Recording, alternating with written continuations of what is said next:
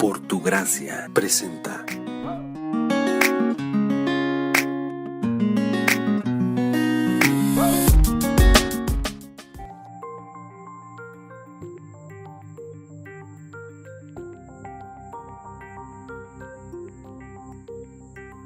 Hablan sus Biblias en Romanos capítulo 8, versículo 18 en adelante. Amén. Pues tengo por cierto que las aflicciones del tiempo presente no son comparables con la gloria venidera que en vosotros ha de manifestarse. Porque el anhelo ardiente de la creación es el guardar la manifestación de los hijos de Dios, porque la creación fue sujeta a vanidad, no por su propia voluntad, sino por causa del que la sujetó en esperanza. Porque también la creación misma será libertada de la esclavitud, de la corrupción, a la libertad gloriosa de los hijos de Dios. Porque sabemos que toda la creación gime a una, y a una está con dolores de parto hasta ahora. Y no solo ella, sino también nosotros mismos, que tenemos las primicias del Espíritu, nosotros también gemimos dentro de nosotros mismos, esperando la adopción, la redención de nuestros cuerpos. Porque en esperanza fuimos salvos, pero la esperanza que se ve no es esperanza, porque lo que alguno ve, ¿a qué esperarlo? Pero si esperamos lo que no vemos, con paciencia lo guardamos, y de igual manera el Espíritu nos ayuda en nuestra debilidad, puesto que hemos de pedir como conviene. No lo sabemos, pero el Espíritu intercede por nosotros en gemidos indecibles. Mas el que escudriña los corazones sabe cuál es la intención del Espíritu, porque conforme a la voluntad de Dios intercede por los santos. Y sabemos que a los que aman a Dios todas las cosas le ayudan a bien, esto es, a los que conforme a su propósito son llamados.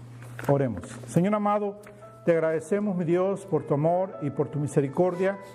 Señor, porque nos tienes aquí reunidos en tu nombre, y gracias, Señor, por tu preciosa palabra. Te pedimos, Señor, en el nombre de Cristo Jesús, que tú hables a nuestros corazones, Señor, que tú transformes nuestras vidas. Señor, que sea tu Santo Espíritu, Señor hermoso, guiándonos. Te lo pedimos en el nombre de Cristo Jesús. Amén. Había un predicador en el siglo XVII que se llama Thomas Watson. Él dice que el ministro tiene dos problemas, dos dificultades en su ministerio. La primera es el hacer triste a los oyentes de tal manera que se den cuenta de la gran necesidad que tienen de la gracia de Dios. Y la segunda dificultad que el ministro tiene es hacer entender a los creyentes y que sientan el gozo de Dios que tienen por la gracia del Señor. Y ese es un trabajo bien difícil para el pastor. Y es difícil para el pastor porque muchas veces cuando uno trata de hacer triste a la gente, en lugar de hacerla triste, ¿qué es lo que uno lo hace? La hace molesta, la hace enojar, ¿verdad? Se enoja. Y se enoja no porque el pastor sea grosero o el ministro esté siendo grosero, simplemente porque la gente en su rebeldía, en lugar de entender la verdad de Dios y en lugar de recibir y darse cuenta de lo que el Espíritu de Dios le está hablando a su vida, ¿qué es lo que hace? Rechaza la verdad de Dios, no quiere recibir la verdad de Dios. Y entonces lo único que hace es que haya enojo en la persona. Y a través de los años en mi ministerio, muchas veces he tenido este conflicto de gente que se ha enojado conmigo por causa de lo que he predicado, lo que he enseñado, lo que les enseño que la palabra de Dios dice. Y todo es por la rebeldía de sus corazones de no entender la palabra de Dios. Pero ese no es mi propósito. Ese no es el propósito del ministro, del pastor, de hacer enojar a la gente. El propósito del ministro, del pastor, y por eso es bien difícil hacerlo, es que la gente esté triste al escuchar las enseñanzas de la Escritura. ¿Y triste por qué? Triste porque se da cuenta de su pecado, se da cuenta de su rebeldía, se da cuenta de su condición y que necesita de la gracia de Dios. Y la tristeza entonces es por la condición pecaminosa en la que se encuentra y al darse cuenta de la gran necesidad que tiene entonces de la gracia de Dios, que la gracia de Dios le alcance, la gracia de Dios llegue a ellos. El otro problema que tenemos los ministros es el hacer entender a los cristianos, a los creyentes, que debe haber un gran gozo en sus vidas, que cada uno de los creyentes tenemos que vivir gozosos, felices. ¿Por qué? Porque la gracia de Dios nos ha alcanzado. Porque reconocemos que la gracia de Dios está trabajando en nuestras vidas y ha transformado nuestras vidas, y porque la gracia de Dios es la que nos acompaña aún en los momentos difíciles. Y si ustedes se dan cuenta, aquí en Romanos capítulo 8, versículo 18, dice Pablo: pues tengo por cierto que las aflicciones del tiempo presentes no son comparables con la gloria venidera que en nosotros ha de manifestarse. Porque el anhelo ardiente de la creación es el guardar la manifestación de los hijos de Dios, porque la creación fue sujeta a vanidad, no por su propia voluntad, sino por causa del que la sujetó en esperanza, porque también la creación misma será libertada de la esclavitud de la corrupción a la libertad gloriosa de los hijos de Dios, porque sabemos que toda la creación gime a una y aún está con dolores de parto hasta ahora. Entonces está hablando que nosotros tenemos tribulaciones, los creyentes tenemos tribulaciones, y la misma creación tiene tribulaciones. Y la Escritura dice que la creación gime por causa del pecado, por causa de la tribulación, por causa de la maldad, gime a la creación. Pero no tan solo la creación, sino también los creyentes gimen. Continúa diciendo en el versículo 22, porque sabemos que toda la creación gime a una y a una está con dolores de parto hasta ahora. Y no solo ella, sino también nosotros mismos, que tenemos las primicias del Espíritu, nosotros también gemimos dentro de nosotros mismos, esperando la adopción, la redención de nuestro cuerpo. Entonces, el ministro se le hace difícil hacer ver a los creyentes del gran gozo que deben de tener por causa del dolor de la creación y por causa del dolor de ellos en cuanto a la razón de que están sufriendo, de que hay tribulaciones, de que hay situaciones difíciles en la vida. Y entonces eso es un trabajo difícil. Poderles animar y poderles enseñar y poderles guiar a que se mantengan firmes, aun cuando vengan tribulaciones, aun cuando haya cosas difíciles en este mundo. Hermanos, no hay nada de nosotros que debe apartarnos del amor de Dios, porque todas las cosas, dice la Escritura, están trabajando para el bien de nosotros. Miren lo que dice el versículo 28. Y sabemos que los que aman a Dios, todas las cosas las ayudan a bien. Esto es a los que conforme su propósito son llamados. Entonces, todas las cosas nos ayudan a bien. Aún las tribulaciones que se está refiriendo en el versículo 18 que podemos experimentar, todas las cosas ayudan a bien. Es para bendición del creyente. Trae gloria a Dios, trae gloria a nosotros. La gloria de Dios se manifiesta en nuestras vidas, aún cuando sufrimos, porque el creyente nunca pierde su gozo. Para nosotros, los creyentes, entienda, no hay problema de salud que nos quite el gozo, no hay problema económico que nos quite el gozo, no hay problema social que nos quite el gozo, no hay problema político que nos quite el gozo. No debe haber absolutamente nada, no hay nada en este mundo que pueda quitarnos el gozo. Y es algo difícil. Algunos lo experimentamos más que otros. Por ejemplo, el anuncio de cáncer, la operación de cáncer, el cáncer vuelve, otra operación de cáncer, otra quimioterapia. ¿Cómo mantener el gozo en medio de esa tribulación? Entender que Dios está en control, que Dios está trabajando todas las cosas en nosotros, que todo lo que sucede, bueno o malo en nuestras vidas, es trabajo de Dios, es propósito de Dios para nuestras vidas. Ahora, eso escapa a nuestra mente, escapa a nuestro entendimiento. Entonces, hay dos situaciones. Una situación es de que los creyentes nos comportamos como los incrédulos. Los incrédulos en lugar de que se pongan tristes de su condición, se enojan.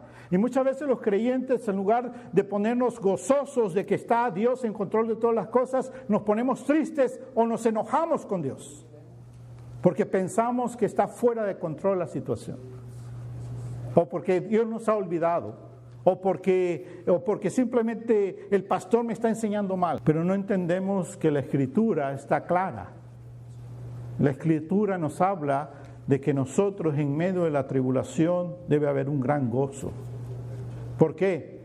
Porque nuestra esperanza está en Dios y nuestro destino está en Dios. Y porque eso es lo que nosotros queremos, la gloria de Dios. Y para allá vamos, para la gloria de Dios. Y entonces debemos entender que la Escritura también nos dice que el Espíritu Santo gime. Dice en el versículo 25, pero si esperamos lo que no vemos, con paciencia guardamos, y de igual manera el Espíritu nos ayuda en nuestra debilidad, puesto que hemos de pedir como conviene, no lo sabemos, pero el Espíritu mismo intercede por nosotros con gemidos indecibles. Ahora, ese es un pasaje, un versículo un poco difícil de interpretar, y la razón es por qué es difícil, es por eso. La pregunta es, ¿por qué el Espíritu Santo va a gemir? Si el Espíritu Santo no tiene necesidad de nada, es Dios, es poderoso, es de la misma esencia, es Dios, no hay diferencia en él. ¿Por qué gime? Bueno, la respuesta es que gime no con gemidos de él, sino se refiere a los gemidos de nosotros, se refiere al gemido que nosotros hacemos cuando estamos en esta lucha, en esta vida, que no entendemos todas las cosas, que no comprendemos qué es lo que está pasando, que no entendemos el futuro, no sabemos qué va a pasar mañana. Pero el Espíritu Santo sí sabe. Y Él lleva ese gemido de nosotros, pero no es porque Él gima, no porque Él tenga necesidad de algo. Somos nosotros los que tenemos necesidad de algo. La naturaleza, la creación es la que gime porque tiene necesidad de redención también. Entonces, ¿por qué gime la naturaleza? Porque tiene la creación, porque tiene la necesidad de redención. Quiere que los afectos del pecado se terminen. Pero también nosotros, los creyentes, gemimos. ¿Por qué gemimos? Por la tribulación que vivimos, y algunos más que otros. Las dificultades de la vida, los problemas diarios de la vida. Y entonces no entendemos al 100% nuestra vida. Y entonces hay un gemido dentro de nosotros. Y dice la Escritura que cuando oramos no sabemos cómo pedir, porque pedimos mal. ¿Por qué? Porque estamos tan preocupados por nuestra necesidad, por nuestro gemido, por nuestra condición, que hace que entonces no podamos pedir como conviene. Y pedimos equivocadamente. Pero entonces el Espíritu Santo, ¿qué es lo que hace? Toma ese gemido y Él lo lleva a la presencia de Dios para ponerlo ante Él como si fuera de Él. Pero no es de Él, es de nosotros. Y ahora la otra parte interesante de este versículo es de que lo que está enseñando aquí es que Dios le ora a Dios. Fíjense bien, el Espíritu Santo ora al Padre. Y entonces, ¿cómo está eso? ¿Dios le ora a Dios? Es un misterio que no entendemos, no comprendemos al 100%, no podemos explicar al 100%. ¿Por qué? ¿Que acaso Dios necesita orar? No, absolutamente que no. Pero sin embargo, Dios en su voluntad ha decidido que uno de los ministerios del Espíritu de Dios sea el que lleve nuestra oración en oración al Padre y la perfeccione, la lleve en perfección al Padre. Creer que Dios necesita orar es equivocado, es una mala enseñanza, es algo que no debemos de creer ni de pensar. Dios no necesita orar, pero Dios Espíritu Santo lleva nuestras oraciones imperfectas ante el Padre para que entonces el Padre atienda nuestra petición corregida, nuestra petición donde el gemido no está más ahí, donde llega perfectamente la petición, aquello que necesitamos nosotros en nuestra vida. Entonces, hermanos, nosotros tenemos un gran trabajo, y ese gran trabajo es entender la Escritura, entender la palabra de Dios, entender cómo es que Dios está trabajando en nuestras vidas y por qué es importante entonces orar y no desanimarnos, no venirnos abajo. Si tú sufres de tristeza, si tú sufres de depresión, si tú sufres de ataques de pánico, si tú sufres de alguna condición en tu ser donde no pienses correctamente, donde la ira te tome, donde el enojo te tome antes de cualquier cosa, tú necesitas entonces orar. Tú necesitas entender más de la Escritura, entender que el gozo de Dios debe de estar en tu vida, que el gozo de Dios es quien controla tu vida. Porque el mismo gozo de Dios nace de Dios mismo, de la presencia del Espíritu Santo en tu vida. Y es por eso que en medio de la tribulación entonces tú puedes estar firme y gozoso para la gloria del Señor. Amén. Entonces, tenemos que orar más. Es muy importante orar. No clamamos al Señor lo suficiente. ¿Por qué es que no podemos orar? ¿Por qué no lo hacemos como lo debemos hacer? Bueno, la oración es la acción de hablar con Dios usando nuestras propias palabras, hablando con Él con confianza y libertad. No tenemos que tener palabras rebuscadas, hermanos. Hay veces pensamos que tenemos que ser elocuentes para orar. Y entonces, como no lo somos, nos desanimamos y no queremos orar. Voy a orar como yo oro, natural como yo soy. Si tartamudeo, si me equivoco, si digo malas las palabras, ¿qué importa? Lo que importa es la condición del corazón y el deseo del corazón de venir a la presencia del Señor. No te desanimes, porque tú escuchas a un hermano, una hermana que ora bonito, que ora florido, que usa palabras y las sazona y las florece en la oración. No importa cómo tú ores, lo que importa es que tú ores y salgan con tus palabras de lo más profundo de tu corazón. Si eres cristiano, tienes que orar. No hay otra. No tienen que tener grandes palabras para orar. Y tampoco largo puede ser algo corto. Algo simple como pararse y decir: Señor, cuida a mis nietos, Padre. Y que mis nietos te conozcan, Señor. Te lo pido en el nombre de Cristo Jesús. Eso es una oración. Y esa es una oración sincera del corazón de una abuela o un abuelo que está pidiendo por sus nietos. Señor, ayúdame en mi trabajo, mi Dios. Y bendice a cada hermano en su trabajo, Señor. Te lo pido en el nombre de Cristo Jesús. Oh, si se hiciera eso con pasión, hermanos. Si de cada corazón hubiera una oración, qué hermoso sería. Eso es lo que necesitamos. Pero tiene que haber un gozo en nosotros de la gracia, de la salvación que tenemos en Cristo Jesús. Y eso no lo mostramos. Lo tenemos ahí, pero no lo mostramos. No entiendo yo por qué no lo mostramos. Estamos tan sumidos en nuestras preocupaciones, en nuestras cargas, en nuestros problemas, que no nos damos cuenta de lo grandioso que tenemos que es Cristo Jesús. Tenemos el Espíritu de Dios con nosotros. Dios mismo se encarga de llevar nuestra mala oración. Aun cuando tú estás diciendo: Señor, déjame sacar la lotería.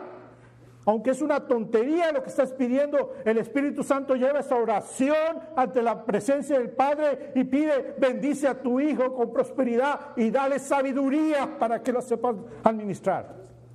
Pero tenemos que hacerlo, no importa lo que pidamos, pero que salga del corazón entendiendo que es a Dios mismo que nos está escuchando y Dios mismo está poniendo atención a cada una de nuestras palabras, y es tan maravilloso que Dios mismo se ora a Él mismo. ¿Cómo es eso? Dios mismo orando a Él mismo. ¿Por qué? Porque nosotros oramos y pedimos mal. Y entonces es tan hermosa su gracia que aún eso compone de nosotros.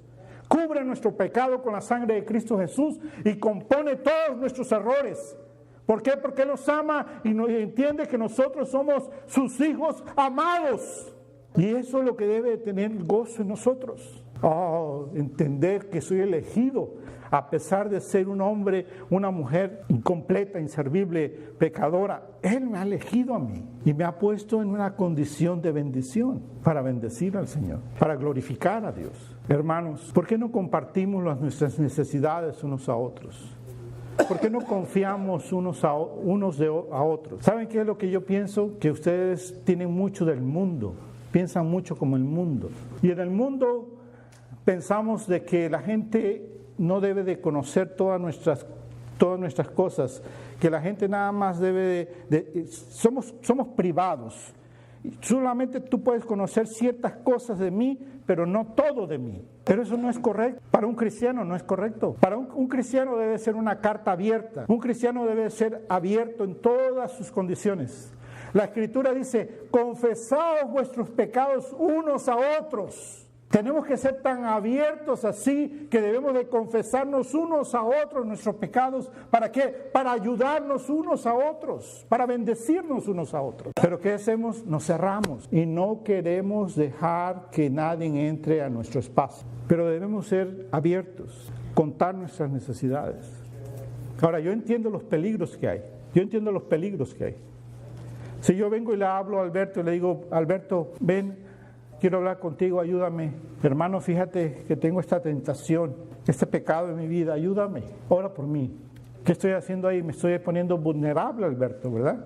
Porque Alberto va ahora a saber mi pecado. Y Alberto entonces ahora puede hacer dos cosas: bendecirme, ministrarme, cuidarme, o puede ir a contárselo a todo el mundo y aumentarle todavía más cosas. Y muchas veces nosotros tenemos temor de eso. Pero déjame decirte, si somos la iglesia de Cristo, ese temor debe desaparecer. Debe desaparecer. ¿Sabes por qué? Porque Dios nos va a cuidar.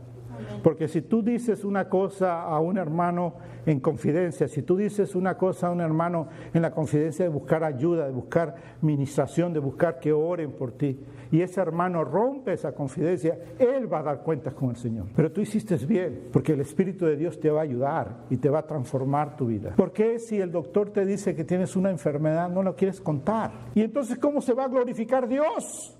¿Cómo podemos orar al Señor para la sanidad de tu vida si no nos dejas saber lo que te está pasando en tu vida? ¿Cómo le traes gloria a Dios con eso? Te vas a la tumba y nunca le trajiste gloria a Dios. Pero en cambio, si tú dices lo que está sucediendo en tu vida y la necesidad que hay en tu vida, entonces la congregación, todos nos juntamos y nos unimos a orar por esa necesidad, para que entonces cuando venga la sanidad demos gloria al Señor por lo que Dios ha hecho en tu vida. Amén. Ese es el propósito de la oración. Por eso es que nosotros tenemos que orar y apasionarnos en la oración. Simplemente palabras sencillas, no rebuscadas, sencillas que salgan del corazón. ¿Por qué debemos de orar? Debemos orar porque eres un cristiano y el cristiano ora. Simplemente por eso. Eres cristiano y el cristiano ora. ¿Cuándo ora el cristiano? Dice la Escritura, orar sin cesar en Tesalonicenses. Todo el tiempo, en cada momento. Cuando te sientas a comer y das gracias por los alimentos, estés tú solo, das gracias por los alimentos. Cuando te compras una dona en el camino y vas a comer la dona, dices gracias, Señor, porque puedo comer y disfrutar esto que estoy comiendo. Cuando vas al trabajo, cuando vienes del trabajo, cuando estás en el trabajo, cuando estás en tu casa, cuando te vas a dormir, cuando te vas a levantar, todo el tiempo uno está orando al Señor, hablando con Dios. Más aparte, los tiempos donde te sientas, donde estás a solas con Dios, en los momentos donde vienes a la presencia de Dios, en los momentos donde puedes derramar tu corazón al Señor. Eso es lo que tenemos que hacer en una oración, todo el tiempo. ¿Por qué debemos de orar? Porque esa es la voluntad de Dios. Dios quiere que nosotros oremos.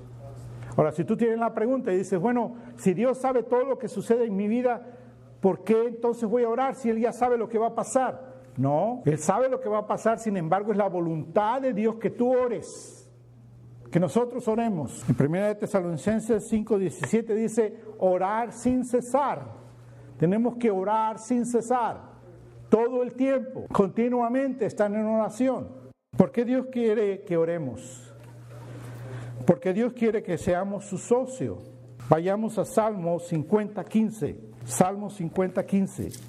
E invócame en el día de la angustia, y dice, te libraré y tú me honrarás. Entonces, ¿por qué quiere Dios que oremos? Dios quiere que oremos, ¿para qué? Para que Él nos conteste, para que Él nos libre y para que entonces nosotros lo honremos a Él. Entonces Él nos contesta y nosotros lo honramos. Entonces, estoy enfermo en algo, hermanos, estoy enfermo de esto, en mi vida me ha pasado esto, ayúdenme, oren por mí. El Señor contesta a los hermanos y entonces nosotros honramos a Dios. ¿Quién fue el que sanó al pastor? Dios. Tú, Señor, respondiste. Y así, por cada situación en tu vida, tú le pides algo al Señor, el Señor responde, tú honras al Señor y cuentas lo que Dios hizo en tu vida, cómo Dios contestó tu oración. Y glorificas a Dios de esa manera. Amén. Por tu gracia, hablando la verdad en amor.